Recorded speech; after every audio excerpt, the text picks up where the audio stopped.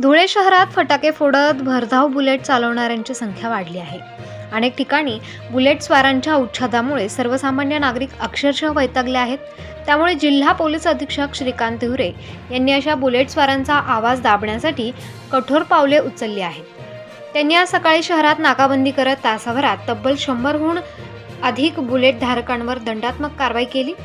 इतकेच नव्हे तर सर्व बुलेटचे सायलेन्सर काढून त्यांच्यावर संतोषी माता चौकात रोड रोलर फिरवण्यात आलाय।